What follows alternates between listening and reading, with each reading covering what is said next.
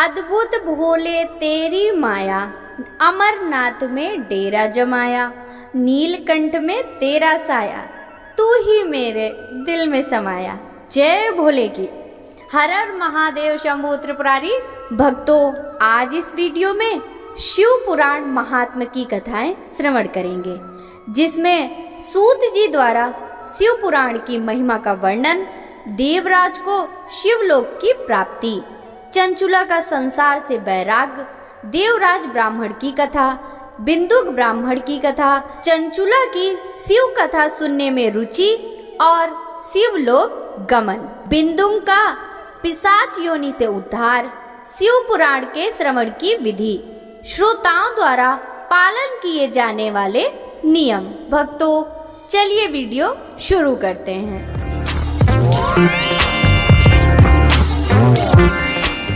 श्री सौनक जी ने पूछा, महाज्ञानी सूत जी, आप संपूर्ण सिद्धांतों के ज्ञाता हैं, कृपया मुझसे पुराणों के सार का वर्णन करें। ज्ञान और वैराग्य सहित भक्ति से प्राप्त विवेक की वृद्धि कैसे होती है तथा साधु पुरुष कैसे अपने काम, क्रोध आदि विकारों का निवारण करते हैं। इस कलयुग में सभी जीव आसुरी स्वभाव के हो गए हैं, अतः कृपा करके मुझे ऐसा साधन बताइए जो कल्याणकारी एवं मंगलकारी हो तथा पवित्रता के लिए हो। प्रभु, वह ऐसा साधन हो जिससे मनुष्य की शुद्धि हो जाए और उस निर्मल हृदय वाले पुरुष को सदैव के लिए शिव की प्राप्ति हो जाए। श्री सूत जी ने उत्तर दिया, सौनक जी, आप धन्य हैं, क्योंकि आपके मन में पुराण कथा को सुनने के लिए अपार प्रेम व लालसा है। इसलिए मैं तुम्हें परम उत्तम शास्त्र की कथा सुनाता हूँ। वत्स, संपूर्ण सिद्धांत से संपन्न, भक्ति को बढ़ाने वाला तथा शिव जी को संतुष्ट करने वाला अमृत के समान दिव्य शास्त्र है शिव पुराण। इसका पूर्व काल में शिव जी ने ही प्रवचन किया था। गुरुदेव व्यास ने सनत कुमार मुनि का उपदेश पाकर आदर पूर्वक इस पुराण की रचना की। यह पुराण कलयुग में मनुष्यों के हित का परम साधन है। शिव पुराण परम उत्तम शास्त्र है। इस पृथ्वी लोक में सभी मनुष्यों को भगवान शिव के विशाल स्वरूप को समझना चाहिए। इसे पढ़ना व सुनना सर्व साधन है। यह मनोवांछित फलों को देने वाला है। इससे मनुष्य निष्पाप हो जाता है तथा इस लोक में सभी सुखों का उपभोग करके अंत में शिव लोक को प्राप्त करता है। शिव पुराण में 24,000 श्लोक हैं, जिसमें 7 संहिताएं हैं। शिव पुराण परम ब्रह्म परमात्मा के समान गति प्रदान करने वाला है। मनुष्य को पूरी भक्ति एवं संयम पूर्वक इसे सुनना चाहिए। जो मनुष्य प्रेम पूर्वक नित्य इसको बाँचता है या इसका पाठ करता है, वह निसंदेह पुण्य आत्मा है। भगवान शिव उस विद्वान पुरुष पर प्रसन्न होकर उसे अपना धाम प्रदान करते हैं। प्रतिदिन आदर पूर्वक शिव पुराण का पूजन करने वाले मनुष्य संसार में संपूर्ण भोगों को भोगकर भगवान शिव के पद को प्राप्त करते हैं। वे सदा सुखी रहते हैं। शिव पुराण में भगवान शिव का सर्वस्व है। इस लोक और परलोक में सुख की प्राप्ति के लिए आदर पूर्वक इसका सेवन करना चाहिए। यह निर्मल शिव पुराण धर्म, अर्थ, काम और मोक्ष रूप चारों पुरुषार्थों को देने वाला है, अतः प्रेम पूर्वक इसे सुनना व पढ़ना चाहिए। श्री सौनक जी ने कहा, आप धन्य हैं सूत जी, आप परमार्थ तत्व के ज्ञाता हैं। आपने हम पर कृपा करके हमें यह अद्भुत और दिव्य कथा सुनाई है। भूतल पर इस कथा के समान कल्याण का और कोई साधन नहीं है। आपकी कृपा से यह बात हमने समझ ली है। सूत जी, इस कथा के द्वारा कौन से पापी शुद्ध होते हैं? भूतल पर इस कथा के समान कल्याण का और कोई साधन नहीं है। आपकी कृपा से यह बात हमने समझ ली है। सूत जी, इस कथा के द्वारा कौन से पापी शुद्ध होते हैं, उन्हें कृपा पूर्वक बताकर इस जगत को कृतार्थ कीजिए। सूत जी बोले, मुने, जो मनुष्य पाप, दुराचार तथा काम, क्रोध, मद, लोभ में निरंतर डूबे रहते हैं, वे भी शिव पुराण पढ़ने अथवा सुनने से शुद्ध हो जाते हैं तथा उनके पापों का पूर्णतः नाश हो जाता है। इस विषय में मैं तुम्हें एक कथा सुनाता हूँ। बहुत पहले की बात है। किरातों के नगर में देवराज नामक एक ब्राह्मण रहता था। वह ज्ञान में दुर्बल, गरीब, रस बेचने वाला तथा वैदिक धर्म से विमुख था। वह स्नान संध्या नहीं करता था तथा उसमें वैश्य वृत्ति बढ़ती ही जा रही थी। वह भक्तों को ठगता था। उसने अनेक मनुष्यों को मारकर उन सब का धन हड़प लिया था। उस पापी ने थोड़ा सा भी धन धर्म के काम में नहीं लगाया था। वह वेश्यागामी तथा आचार भ्रष्ट था। एक दिन वह घूमता हुआ दैवयोग से प्रतिष्ठानपुर जा पहुंचा। वहां उसने एक शिवालय देखा जहां बहुत से साधु महात्मा एकत्र हुए थे। देवराज वहीं ठहर गया। वहां रात में उसे ज्वर आ गया और उसे बड़ी पीड़ा होने लगी। वहीं पर एक ब्राह्मण देवता शिव पुराण की कथा सुना रहे थे। ज्वर में पड़ा देवराज भी ब्राह्मण के मुख से शिव कथा को निरंतर सुनता रहता था। 1 मास बाद देवराज ज्वर से पीड़ित अवस्था में चल बसा। यमराज के दूत उसे बांधकर यमपुरी ले गए। तभी वहां शिवलोक से भगवान शिव के पार्षद गण आ गए। वे कपूर के समान उज्जवल थे। उनके हाथ में त्रिशूल, संपूर्ण शरीर भस्म और गले में रुद्राक्ष की माला उनके शरीर की शोभा बढ़ा रही थी। उन्होंने यमराज के दूतों को मार पीट कर देवराज को यमदूतों के चंगुल से छुड़ा लिया और वे उसे अपने अद्भुत विमान में बैठाकर जब कैलाश पर्वत ले जाने लगे तो यमपुरी में कोलाहल मच गया, जिसे सुनकर यमराज अपने भवन से बाहर आए। साक्षात रुद्रों के समान प्रतीत होने वाले इन दूतों का धर्मराज ने विधि पूर्वक पूजन कर ज्ञान दृष्टि से सारा मामला जान लिया। उन्होंने भय के कारण भगवान शिव के दूतों से कोई बात नहीं पूछी। तत्पश्चात शिवदूत देवराज को लेकर कैलाश चले गए और वहां पहुंचकर उन्होंने ब्राह्मण को करुणावतार भगवान शिव के हाथों में सौंप दिया। सौनक जी ने कहा, महाभाग सूत जी, आप सर्वज्ञ हैं। आपके कृपा प्रसाद से मैं कृतार्थ हुआ। इस इतिहास को सुनकर मेरा मन आनंदित हो गया। अतः भगवान शिव से मैं प्रेम बढ़ाने वाली दूसरी कथा भी कही है। श्री सूत जी बोले, सौनक सुनो, मैं तुम्हारे सामने एक अन्य गोपनीय कथा का वर्णन करूंगा, क्योंकि तुम शिव भक्तों में अग्रगण्य एवं वेद वेत्ताओं में श्रेष्ठ हो। समुद्र के निकटवर्ती प्रदेश में वास्कल नामक गांव है, जहां वैदिक धर्म से विमुख महापापी मनुष्य रहते हैं। वे सभी दुष्ट हैं। उनका मन दूषित विषय भोगों में ही लगा रहता है। वे देवताओं एवं भाग्य पर विश्वास नहीं करते। वे सभी कुटिल वृत्ति वाले हैं, किसानी करते हैं और विभिन्न प्रकार के अस्त्र शस्त्र रखते हैं। वे व्यभिचारी हैं। वे इस बात से पूर्णतः अनजान हैं कि ज्ञान, वैराग्य तथा सद्धर्म ही मनुष्यों के लिए परम पुरुषार्थ है। वे सभी पशु बुद्धि हैं। अन्य समुदाय के लोग भी उन्हीं की तरह बुरे विचार रखने वाले धर्म से विमुख हैं। वे नित्य कुकर्म में लगे रहते हैं एवं सदा विषय भोगों में डूबे रहते हैं। वहाँ की स्त्रियां भी बुरे स्वभाव की, स्वेच्छाचारिणी, पाप में डूबी, कुटिल सोच वाली और व्यभिचारिणी हैं। वे सभी सद्व्यवहार तथा सदाचार से सर्वदा शून्य हैं। वहाँ सिर्फ दुष्टों का निवास है। वास्कल नामक गांव में बिंदुक नाम का एक ब्राह्मण रहता था। वह अधर्मी, दुरात्मा एवं महापापी था। उसकी स्त्री बहुत सुंदर थी। उसका नाम चंचुला था। सदा वह उत्तम धर्म का पालन करती थी, परंतु बिंदुक वेश्यागामी था। इस तरह कुकर्म करते हुए बहुत समय व्यतीत हो गया। उसकी स्त्री काम से पीड़ित होने पर भी स्वधर्म नाश के भय से क्लेश सहकर भी काफी समय तक धर्म भ्रष्ट नहीं हुई, परंतु आगे चलकर वह भी अपने दुराचारी पति के आचरण से प्रभावित होकर दुराचारणी और अपने धर्म से विमुख हो गई। इस तरह दुराचार में डूबे हुए उन पति पत्नी का बहुत सा समय व्यर्थ बीत गया।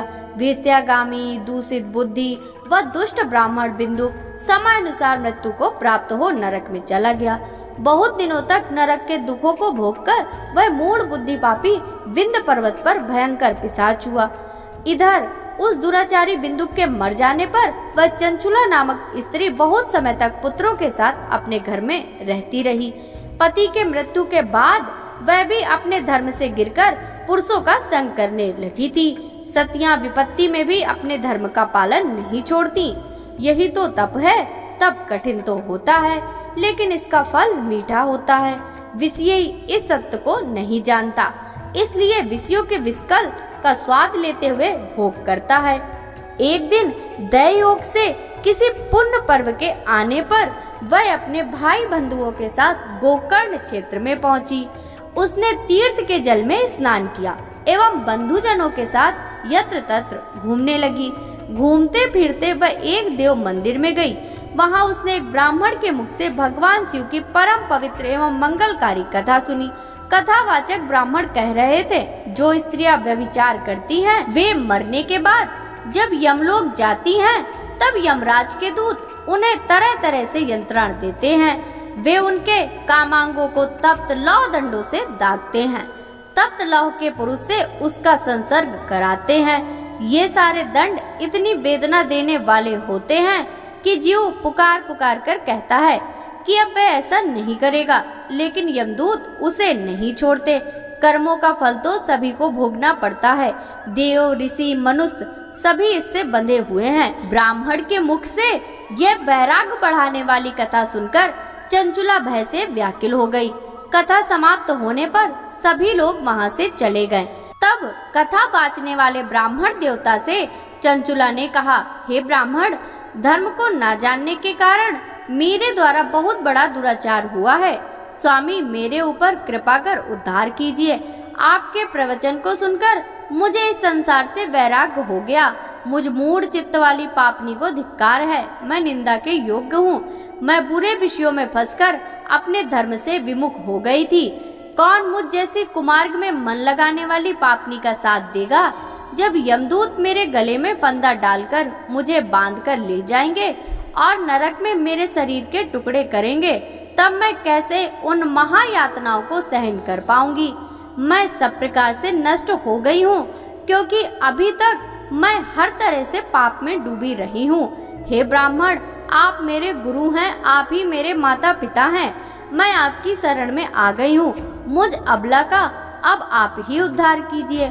श्री सूत जी कहते हैं, सौनक, इस प्रकार विलाप करती हुई चंचुला ब्राह्मण देवता के चरणों में गिर पड़ी। तब ब्राह्मण ने उसे कृपा पूर्वक उठाया।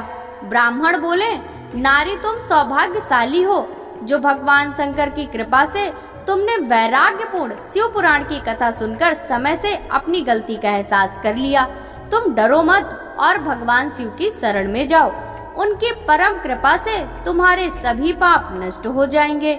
मैं तुम्हें भगवान शिव की कथा सहित वह मार्ग बताऊंगा जिसके द्वारा तुम्हें सुख देने वाली उत्तम गति प्राप्त होगी। शिव कथा सुनने से तुम्हारी बुद्धि शुद्ध हो गई है और तुम्हें पश्चाताप हुआ है तथा मन में वैराग्य उत्पन्न हुआ है। पश्चाताप ही पाप करने वाले पापियों के लिए सबसे बड़ा प्रायश्चित है। पश्चाताप ही पापों का शोधक है। इससे ही पापों की शुद्धि होती है। सत्पुरुष के अनुसार पापों की शुद्धि के लिए प्रायश्चित पश्चाताप से ही संपन्न होता है। जो मनुष्य अपने कुकर्म के लिए पश्चाताप नहीं करता, वह उत्तम गति प्राप्त नहीं करता, परंतु जिसे अपने कुकृत्य पर हार्दिक पश्चाताप होता है, वह अवश्य ही उत्तम गति का भागीदार होता है। इसमें कोई शक नहीं है। शिव पुराण की कथा सुनने से चित्त की शुद्धि एवं मन निर्मल होता है। शुद्ध चित्त में ही भगवान शिव तथा पार्वती का वास होता है। वह शुद्धात्मा पुरुष सदा शिव के पद को प्राप्त होता है। इस कथा का श्रवण सभी मनुष्यों के लिए कल्याणकारी है, अतः इसकी आराधना व सेवा करनी चाहिए। यह कथा भव बंधन रूपी रोग का नाश करने वाली है। भगवान शिव की कथा सुनकर हृदय में उसका मनन करना चाहिए। इससे चित्त की शुद्धि होती है। चित्त शुद्धि होने से ज्ञान और वैराग्य के साथ महेश्वर की भक्ति निश्चय ही प्रकट होती है तथा उनके अनुग्रह से दिव्य मुक्ति प्राप्त होती है। जो मनुष्य माया के प्रति आसक्त है, वह इस संसार बंधन से मुक्त नहीं हो पाता। हे ब्राह्मण पत्नी, तुम अन्य विषयों से अपने मन को हटाकर भगवान शंकर की इस परम पावन कथा को सुनो। इससे तुम्हारे चित्त की शुद्धि होगी और तुम्हें मोक्ष की प्राप्ति होगी। जो मनुष्य निर्मल हृदय से भगवान शिव के चरणों का चिंतन करता है उसके एक ही जन्म में मुक्ति हो जाती है। श्री सूत जी कहते हैं, सौनक, यह कहकर वे ब्राह्मण चुप हो गए। उनका हृदय करुणा से भर गया, वे ध्यान में मग्न हो गए। ब्राह्मण का उक्त उपदेश सुनकर चंचुला के नेत्रों में आनंद के आंसू छलक आए। वह हर्ष भरे हृदय से ब्राह्मण देवता के चरणों में गिर गई और हाथ जोड़कर बोली, मैं कृतार्थ हो गई। हे ब्राह्मण, शिव भक्तों के श्रेष्ठ स्वामिन, आप धन्य हैं। आप परमार्थदर्शी हैं और सदा परोपकार में लगे रहते हैं। साधो, मैं नरक के समुद्र में गिर रही हूँ, कृपा कर मेरा उद्धार कीजिए। जिस पौराणिक एवं अमृत के समान सुंदर शिव पुराण कथा की बात आपने की है, उसे सुनकर ही मेरे मन में वैराग्य उत्पन्न हुआ है। उस अमृतमयी शिव पुराण कथा को सुनने के लिए मेरे मन में बड़ी श्रद्धा हो रही है। कृपया आप मुझे उसे सुनाइए। श्री सूत जी कहते हैं, शिव पुराण की कथा सुनने की इच्छा मन में लिए हुए चंचुला उन ब्राह्मण देवता की सेवा में वहीं रहने लगी। उस गोकर्ण नामक महाक्षेत्र में उन ब्राह्मण देवता के मुख से चंचुला शिव पुराण की भक्ति, ज्ञान और वैराग्य बढ़ाने वाली, मुक्ति देने वाली परम उत्तम कथा सुनकर कृतार्थ हुई। उसका चित्त शुद्ध हो गया। वह अपने हृदय में शिव के सगुण रूप का चिंतन करने लगी। वह सदैव शिव के सच्चिदानंदमय रूप का स्मरण करती थी। तत्पश्चात अपना समय पूर्ण होने पर चंचुला ने बिना किसी कष्ट के अपना शरीर त्याग दिया। उसे लेने के लिए एक दिव्य विमान वहां पहुंचा। यह विमान शोभा साधनों से सजा था एवं शिवगढ़ों से सुशोभित था। चंचुला विमान से शिवपुरी पहुंची। उसके सारे पाप धुल गए। वह दिव्यांगना हो गई। वह गौरांगी देवी मस्तक पर अर्धचंद्र का मुकुट व अन्य दिव्य आभूषण पहनने शिवपुरी पहुंची। वहां उसे सनातन देवता त्रिनेत्रधारी महादेव शिव को देखा। सभी देवता उनकी सेवा में भक्ति भाव से उपस्थित थे। उनकी अंग कांति करोड़ों सूर्यों के समान प्रकाशित हो रही थी। 5 मुख और हर मुख में 3-3 नेत्र थे। मस्तक पर अर्धचंद्राकार मुकुट शोभायमान हो रहा था। कंठ में नील चिन्ह था। उनके साथ में देवी गौरी विराजमान थी, जो विद्युत पुंज के समान प्रकाशित हो रही थी। महादेव जी की कांति कपूर के समान गौर थी। उनके शरीर पर श्वेत वस्त्र थे तथा शरीर श्वेत भस्म से युक्त था। इस प्रकार भगवान शिव के परम उज्जवल रूप के दर्शन कर चंचुला बहुत प्रसन्न हुई। उसने भगवान को बारंबार प्रणाम किया और हाथ जोड़कर प्रेम, आनंद और संतोष से युक्त हो विनीत भाव से खड़ी हो गई। उसके नेत्रों में आनंदाश्रुओं की धारा बहने लगी। भगवान शंकर व भगवती गौरी उमा ने करुणा के साथ सौम्य दृष्टि से देखकर चंचुला को अपने पास बुलाया। गौरी उमा ने उसे प्रेम पूर्वक अपनी सखी बना लिया। चंचुला सुखपूर्वक भगवान शिव के धाम में उमा देवी की सखी के रूप में निवास करने लगी। सूत जी बोले, सौनक, एक दिन चंचुला आनंद में मग्न उमा देवी के पास गई और दोनों हाथ जोड़कर उनकी स्तुति करने लगी। चंचुला बोली, हे गिरिराज नंदिनी स्कंद माता उमा, आप सभी मनुष्यों पर देवताओं द्वारा पूज्य तथा समस्त सुखों को देने वाली हैं। आप शंभु प्रिया हैं। आप ही सगुणा और निर्गुणा हैं। हे सच्चिदानंद स्वरूपिणी, आप ही प्रकृति की पोषक हैं। हे माता, आप ही संसार की सृष्टि, पालन और संहार करने वाली हैं। आप ही ब्रह्मा, विष्णु और महेश को उत्तम प्रतिष्ठा देने वाली परम शक्ति हैं। सूत जी कहते हैं, सौनक, सद्गति प्राप्त चंचुला इस प्रकार देवी की स्तुति कर शांत हो गई। उसकी आंखों में प्रेम के आंसू उमड़ आए। तब शंकर प्रिया भक्त वत्सला उमा देवी ने बड़े प्रेम से चंचुला को चुप कराते हुए कहा, सखी चंचुला, मैं तुम्हारी स्तुति से प्रसन्न हूँ। बोलो, क्या वर मांगती हो? चंचुला बोली, हे गिरिराज कुमारी, मेरे पति बिंदुक इस समय कहाँ हैं? उनकी कैसी गति हुई, मुझे बताइए और कुछ ऐसा उपाय कीजिए ताकि हम फिर से मिल सकें। हे महादेवी, मेरे पति एक शूद्र जाति वेश्या के प्रति आसक्त थे और पाप में ही डूबे रहते थे। गिरिजा बोली, बेटी, तुम्हारा पति बिंदुक बड़ा पापी था। उसका अंत बड़ा भयानक हुआ। वेश्या का उपभोग करने के कारण वह मूर्ख नरक में अनेक वर्षों तक अनेक प्रकार के दुख भोगकर अब शेष पाप को भोगने के लिए विंध्य पर्वत पर पिशाच की योनि में रह रहा है।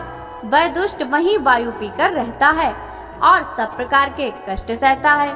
सूत जी कहते हैं, सौनक, गौरी देवी की यह बात सुनकर चंचुला अत्यंत दुखी हो गई। फिर मन को किसी तरह स्थिर करती हुई दुखी हृदय से माँ गौरी से उसने एक बार फिर पूछा, हे महादेवी, मुझ पर कृपा कीजिए और मेरे पापी पति का आप उद्धार कर दीजिए।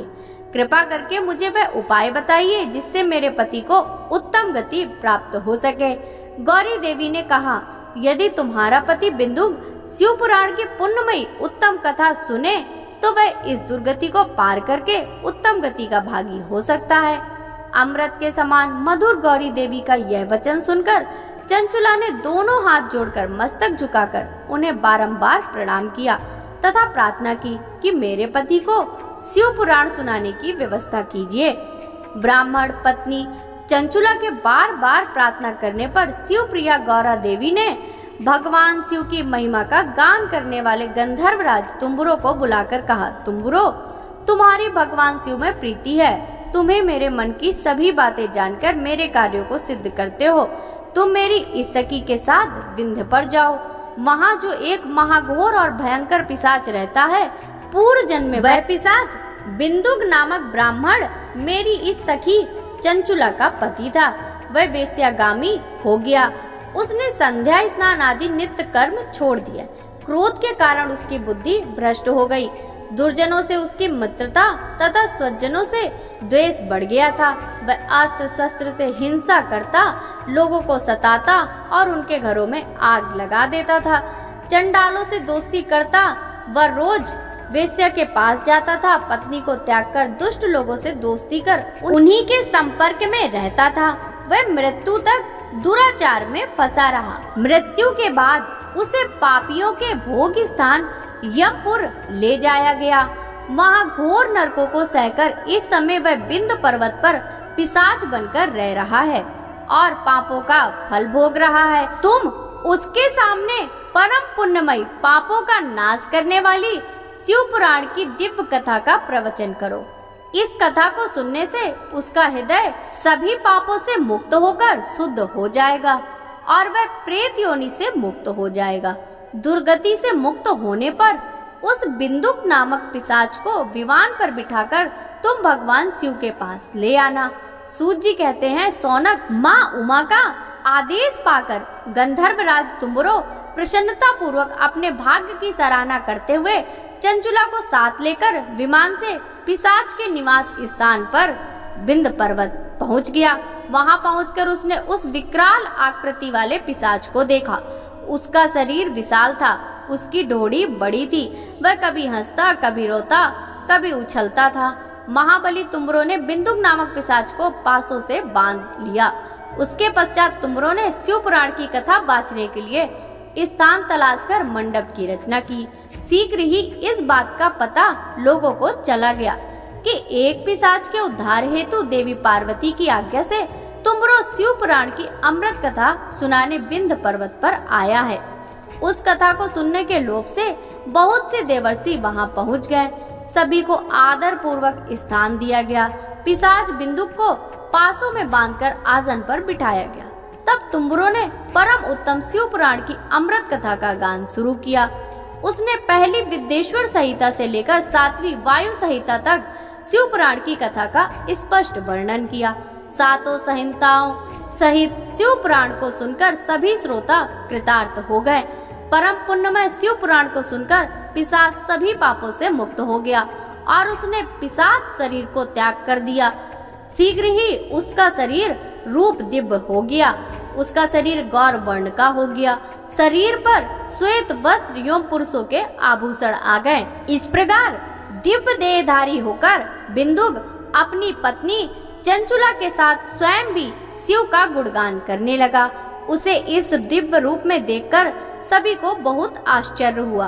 उसका मन परम आनंद से परिपूर्ण हो गया। सभी भगवान महेश्वर के अद्भुत चरित्र को सुनकर कृतार्थ हो उसका यशोगान करते हुए अपने अपने धाम को चले गए। बिंदुक अपनी पत्नी चंचुला के साथ विमान में बैठकर शिवपुरी की ओर चल दिया। महेश्वर के गुणों का गान करता हुआ बिंदुक अपनी पत्नी चंचुला व तुम्बरों के साथ शीघ्र ही शिवधाम पहुंच गया। भगवान शिव व देवी पार्वती ने उसे अपना पार्षद बना लिया।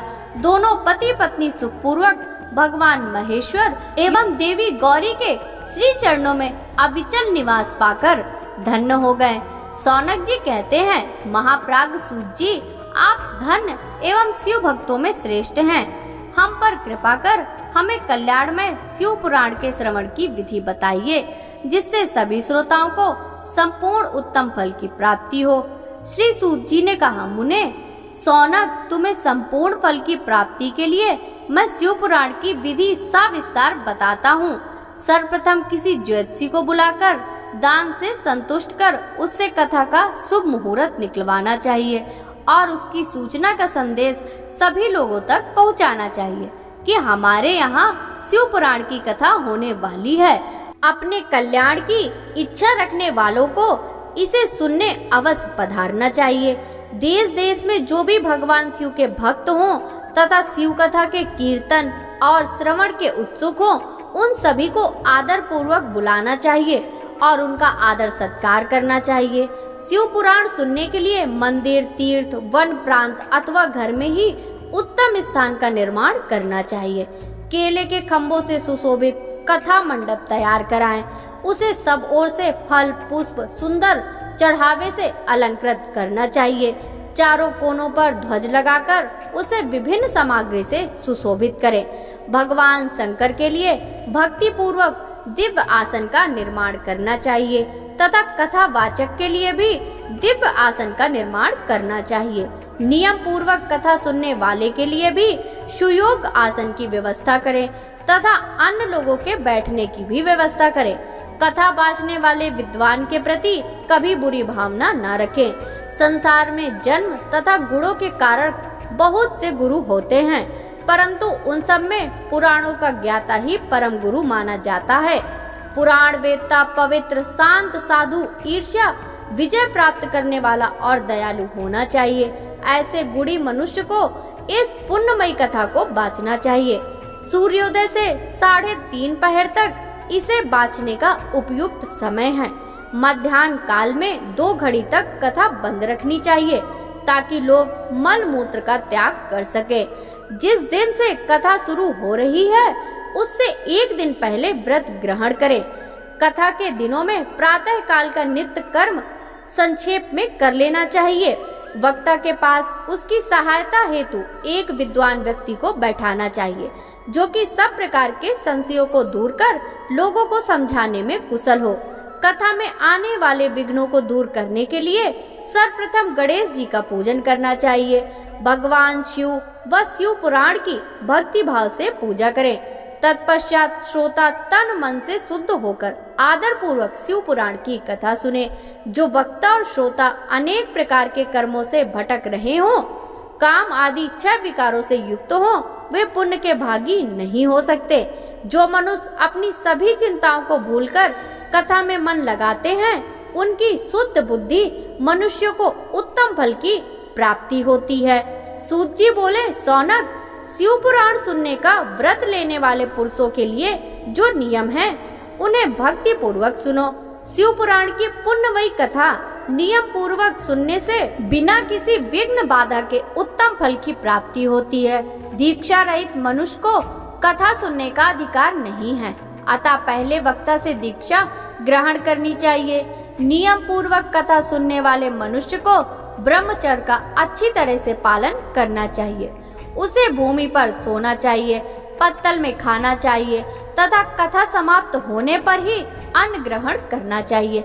समर्थ मनुष्य को शुद्ध भाव से शिव पुराण की कथा की समाप्ति तक उपवास रखना चाहिए और एक बार ही भोजन करना चाहिए। गरिष्ठ अन्न, दाल, जल, अन्न, सेम, मसूर तथा बासी अन्न नहीं खाना चाहिए। जिससे कथा का व्रत ले रखा हो उसे प्याज, लहसुन, हींग, गाजर, मादक वस्तु तथा अमिष कही जाने वाली वस्तुओं को त्याग देना चाहिए। ऐसा मनुष्य प्रतिदिन सत्य, शौच, दया, मौन, सरलता, विनय और हार्दिक उदारता आदि सद्गुणों को अपनाए तथा साधु संतों की निंदा का त्याग कर नियम पूर्वक कथा सुने। सकाम मनुष्य इस कथा के प्रभाव से अपनी अभीष्ट कामना प्राप्त करता है और निष्काम मोक्ष प्राप्त करता है। सभी स्त्री पुरुषों को विधि विधान से शिव पुराण की उत्तम कथा को सुनना चाहिए। महर्षि शिव पुराण की समाप्ति पर श्रोताओं को भक्ति पूर्वक भगवान शिव की पूजा की तरह पुराण पुस्तक की भी पूजा करनी चाहिए तथा इसके पश्चात विधि पूर्वक वक्ता का भी पूजन करना चाहिए। पुस्तक को रखने के लिए नया और सुंदर बस्ता बनाएं। पुस्तक व वक्ता के पूजा के उपरांत वक्ता की सहायता हेतु बुलाए गए पंडित का भी सत्कार करना चाहिए। कथा में पधारे अन्य ब्राह्मणों को भी अन्न धन का दान करें।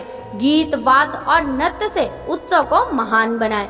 विरक्त मनुष्य को कथा समाप्ति पर गीता का पाठ करना चाहिए तथा गृहस्थ को श्रवण कर्म की शांति हेतु होम करना चाहिए। होम रुद्र संहिता के श्लोकों द्वारा अथवा गायत्री मंत्र के द्वारा करें। यदि हवन करने में असमर्थ हो तो भक्ति पूर्वक शिव सहस्त्र नाम का पाठ करें। कथा श्रवण संबंधी व्रत की पूर्णता के लिए शहद से बनी खीर का भोजन 11 ब्राह्मणों को कराकर उन्हें दक्षिणा दे। समृद्ध मनुष्य 3 तोले सोने का एक सुंदर सिंहासन बनाए और उसके ऊपर लिखी अथवा लिखाई हुई शिव पुराण की लिखी पोथी विधि पूर्वक स्थापित करें तथा पूजा करके दक्षिणा चढ़ाएं। फिर आचार्य का वस्त्र आभूषण एवं गंध से पूजन करके दक्षिणा सहित वह पुस्तक उन्हें भेंट कर दें। सौनक, इस पुराण के दान के प्रभाव से भगवान शिव का अनुग्रह पाकर मनुष्य भव बंधन से मुक्त हो जाता है। शिव पुराण को विधि पूर्वक संपन्न करने पर यह संपूर्ण फल देता है तथा भोग और मोक्ष प्रदान करता है। मुने, शिव पुराण का सारा महात्म जो संपूर्ण फल देने वाला है मैंने तुम्हें सुना दिया। अब आप और क्या सुनना चाहते हैं? श्रीमान शिव पुराण सभी पुराणों के माथे का तिलक है। जो मनुष्य सदा भगवान शिव का ध्यान करते हैं, जिनकी वाणी शिव के गुणों की स्तुति करती है और जिनके दोनों कान उनकी कथा सुनते हैं, उनका जीवन सफल हो जाता है। वे संसार सागर से पार हो जाते हैं। ऐसे लोग इहलोक और परलोक में सदा सुखी रहते हैं। भगवान शिव के सच्चिदानंदमय स्वरूप का स्पर्श पाकर समस्त प्रकार के कष्टों का निवारण हो जाता है। उनकी महिमा जगत के बाहर और भीतर दोनों जगह विद्यमान है। उन अनंत आनंद रूप परम शिव की मैं शरण लेती हूँ।